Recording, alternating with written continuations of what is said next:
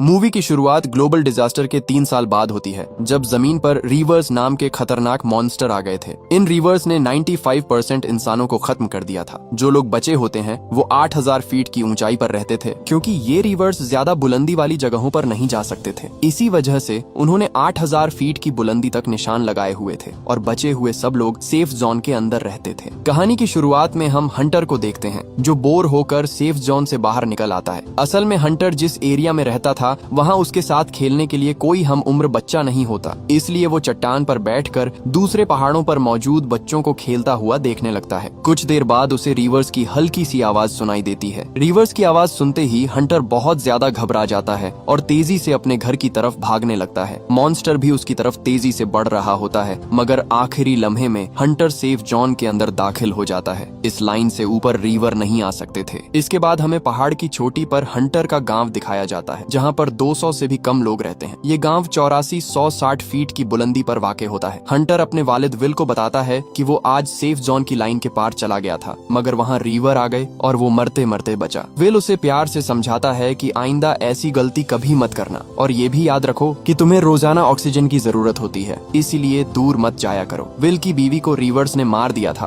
और अब वो अकेले ही हंटर का ख्याल रखता है। इसके बाद हम विल की दोस्त केटी को देखते हैं, जो जंगल में शिकार करने आए होते हैं। केटी एक ही गोली में हिरन का शिकार कर लेती है। जिंदा रहने के लिए उन्हें रोजाना शिकार करना पड़ता है, क्योंकि रीवर्स की वजह से वो किसी दूसरे शहर भी नहीं जा सकते थे। इसीलिए वो खुद फार्मिंग करते हैं और फिशिंग भी किया करते और बड़ी मुश्किल से अपनी जिंदगी गुजार रहे होते हैं। विल के सामने वाले घर में नीना रहती है, जो एक साइंटिस्ट है। वो 3 सालों से एक्सपेरिमेंट्स कर रही है ताकि रीवर्स की कमजोरी का पता चल सके और ये भी कि उन्हें गन से किस तरह मारा जा सकता है। मगर 3 साल गुजरने के बावजूद अब तक वो कुछ समझ नहीं पाई, लेकिन फिर भी उसे उम्मीद है कि एक दिन वो इन रीवर्स को हमेशा के लिए खत्म कर देगी। एक रात हंटर की तबीयत बहुत ज्यादा खराब हो जाती है, क्योंकि उसे लंग्स की बीमारी होती है और सांस लेने में मुश्किल हो रही होती है। विल फौरन उसकी ऑक्सीजन ट्यूब बदल देता है, मगर ये उनके पास आखिरी ऑक्सीजन ट्यूब होती है। अब मजीद ऑक्सीजन ट्यूब लाने के लिए उन्हें बोल्डर सिटी जाना होता है, इसलिए विल नक्शे पर एक सेफ रास्ता ढूंढने लगता है ताकि वो किसी तरह इन रिवर्स से बचकर बोल्डर सिटी पहुंच सकें। अगले दिन हंटर की सालगिरह होती है और विल उसे एक छोटा सा तोहफा देता है, जिससे हंटर बहुत ज्यादा खुश हो जाता है। उनके पास एक रेडियो भी होता है, जिस पर हंटर विल से कहता है कि हम रेडियो के जरिए किसी से कांटेक्ट करके मदद क्यों नहीं लेते। विल उसे बताता है कि रेडियो को ऑन करने के लिए उनके पास बिजली नहीं है। उसी रात फिर हंटर की तबीयत खराब हो जाती है और विल को उसे इंजेक्शन लगाना पड़ता है, मगर ऑक्सीजन ट्यूब के बगैर हंटर चंद ही दिनों में मर सकता था। इसके बाद विल नीना के छोटे से लैब में जाता है और उसे बताता है कि वो कल बोल्डर सिटी जा रहा है और इस मिशन के लिए उसकी मदद चाहिए। विल नीना को ये भी बताता है कि उसे एक रास्ते का पता चल गया है और वो माइन के रास्ते से इन रिवर्स से बच सकते हैं। नीना शुरू में साफ इनकार कर देती है, क्योंकि वो जानती थी कि रिवर्स माइन के अंदर भी आ सकते थे, मगर हंटर की ऑक्सीजन ट्यूब की वजह से वो किसी तरह जाने के लिए मान जाती है। उसी रात नीना एक ट्रैकर भी बनाती है, जिससे रिवर्स की लोकेशन का पता चल सकता था। अगली सुबह विल एक अच्छी सी गन और ढेर सारी गोलियां ले लेता है। तभी वहाँ केटी भी आ जाती है और वो भी उनके साथ जाने के लिए तैयार हो जाती है। केटी भी वहाँ से एक गन ले लेती है। विल उसे समझाता है कि इसमें तुम्हारी जान भी जा सकती है, क्योंकि बोल्डर सिटी का रास्ता बहुत ज्यादा खतरनाक है। मगर केटी कहती है कि हम कब तक इन पहाड़ों पर रहेंगे, एक न एक दिन हमें रिवर्स से लड़ना ही पड़ेगा। ये कहकर वो उनके आगे चलने लगती है। कुछ देर बाद वो 8000 फीट वाली लाइन तक पहुंच जाते हैं और वो जानते थे कि यहाँ से नीचे जाना खतरे से खाली नहीं है। नीना अपने ट्रैकर से चेक करती है तो 500 मीटर की रेंज में कोई भी मॉन्स्टर नहीं होता, जिसके बाद वो इस लाइन से नीचे जाने लगते हैं। वो एक टाउन में पहुंचते हैं, जहाँ कुछ पुरानी गाड़ियाँ खड़ी होती हैं और वो उनमें सामान ढूंढने लगते हैं। विल को एक ग्रेनेड लॉन्चर मिलता है, जो वो केटी को दे देता है। नीना को रिवर्स की बॉडी का एक छोटा सा टुकड़ा मिलता है, जो लोहे से भी ज्यादा मजबूत होता है, और वो उसे अपने पास रख लेती है। इसके बाद वो बोल्डर सिटी की तरफ बढ़ने लगते हैं। रास्ते में उन्हें ढेर सारे घोड़े नजर आते हैं। ये देखकर वो हैरान हो जाते हैं कि रिवर्स उन्हें कुछ नहीं कहते, वो सिर्फ इंसानों को ही मारते हैं। फिर वो एक और जगह पर पहुंचते हैं, जो सेफ जोन से 400 फीट नीचे होती है। वहाँ विल बताता है कि सेफ जोन में जाने के लिए कम से कम 15 मिनट लग सकते हैं। उसी टाइम नीना ट्रैकर चेक करती है तो उसे पता चलता है कि एक रिवर्स उनके पास कहीं आ चुका है। ये देखकर वो सब तेजी से भागने लगते हैं। विल चेयर लिफ्ट के स्टेशन पर पहुंचकर उसे ऑन करने की कोशिश करता है, मगर वो ठीक से काम नहीं कर रही होती। दूसरी तरफ केटी के पास ग्रेनेड लॉन्चर होता है। वो जल्दी से उसे रीलोड करती है। जैसे ही रिवर्स जंगल से बाहर आता है, केटी उस पर ग्रेनेड फायर करती है, मगर रिवर्स को उससे कोई फर्क नहीं पड़ता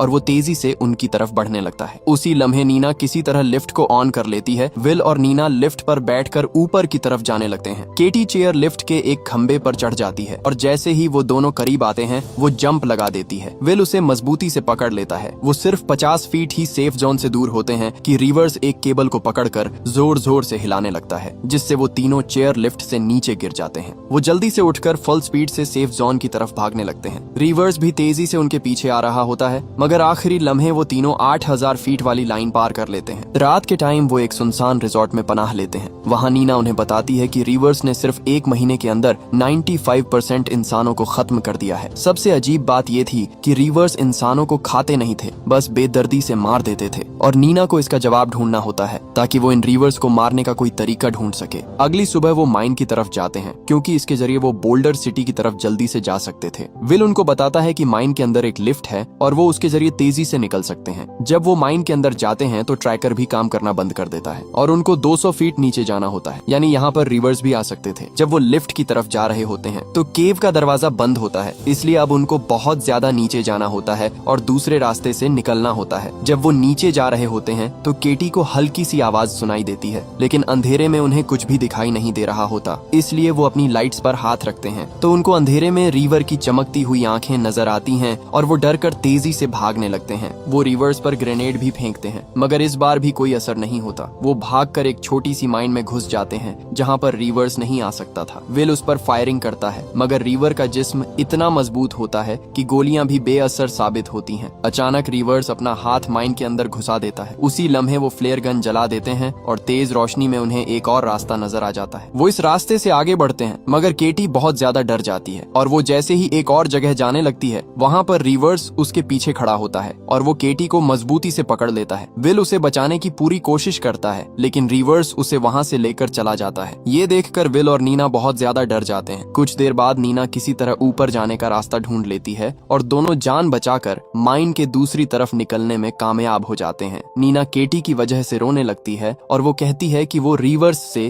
केटी का बदला जरूर लेगी। बाद में वो एक वीरान टाउन पहुंचते हैं। रात होने वाली होती है, इसलिए वो एक खाली घर में रुकने का फैसला करते हैं। वहाँ नीना विल को बताती है कि अगर वो अपने शहर की लैब तक पहुंच जाए तो शायद वो रिवर को मारने का कोई तरीका ढूंढ सके। असल में नीना को रिवर की कुछ कमजोरी का पता चल गया था, मगर विल को उसकी बात पर बिल्कुल भी यकीन नहीं आता और कहता है कि रिवर्स किसी मौजजे से ही मर सकते हैं। अगले दिन वो गाड़ी लेकर बोल्डर सिटी की तरफ जाने लगते हैं। वो सेफ जोन से आगे गाड़ी को फुल स्पीड से ले जाते हैं और कुछ ही देर में हॉस्पिटल पहुंच जाते हैं। हॉस्पिटल में सब कुछ बिखरा हुआ होता है। वो टाइम वेस्ट के बगैर जल्दी से ऊपर मेडिकल स्टोर की तरफ जाने लगते हैं। वो बड़ी एहतियात से आगे बढ़ रहे होते हैं।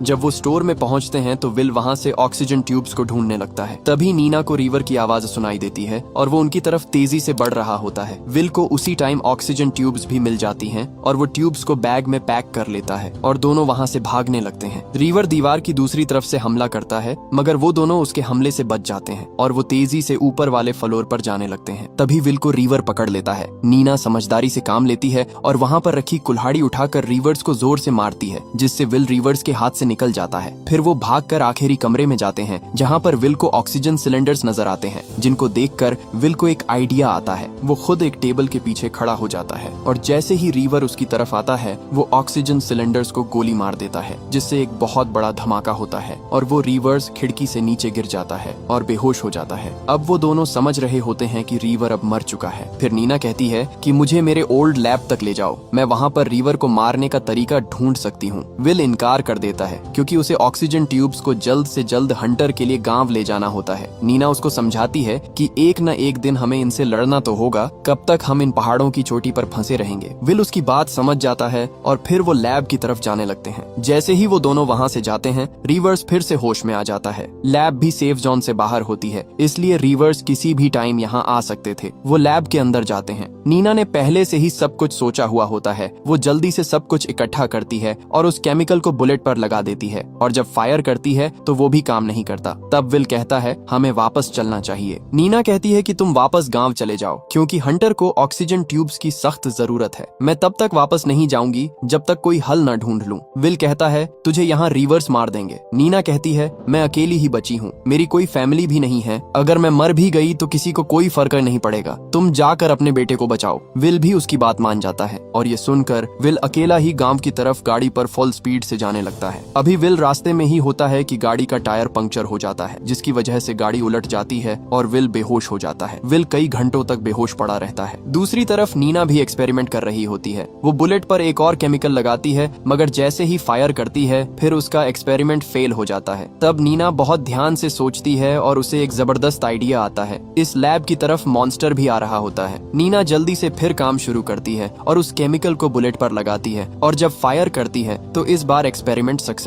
हो जाता है। दूसरी तरफ विल को भी होश आ जाता है। जब वो गाड़ी का शीशा तोड़कर बाहर निकलता है तो देखता है कि एक रिवर्स कुछ ही फासले पर खड़ा वो मॉन्स्टर तेजी से विल की तरफ आने लगता है। विल जल्दी से गाड़ी से बैग निकालता है और सेफ जोन की तरफ भागने लगता है। सेफ जोन तक पहुंचने के लिए उसे 2000 फीट ऊपर जाना होता है। रिवर तेजी से उसकी तरफ बढ़ रहा होता है। तभी एक और रिवर उसके सामने भी आ जाता है। विल उस पर फायर करता है, मगर रिवर पर कोई असर नहीं होता। विल समझ जाता है कि अब वो नहीं बचने वाला। विल को रिवर्स ने चारों तरफ से घेर लिया होता है। तभी नीना वहाँ पर आ जाती है और जैसे ही उसे गोली मारती है वो रिवर्स उसी वक्त फट जाता है और एक जबरदस्त धमाका होता है। नीना दूसरे रिवर्स को भी मार देती है। जब वो मरे हुए रिवर्स को देखते हैं तो उनको पता चलता है कि वो रिवर्स मशीनें होती हैं जिनमें प्रोग्रामिंग की गई होती है, और वो प्रोग्रामिंग की वजह से ही सिर्फ इंसानों को मारते थे और 8000 फीट से ऊपर नहीं जा सकते थे। फिर वो अपने गाँव में वापस आते हैं और इन रिवर्स के खिलाफ जंग का ऐलान करते हैं। वो एक फ्लैग भी लगा देते हैं ताकि दूसरे गाँव वाले लोग उसे देख सकें।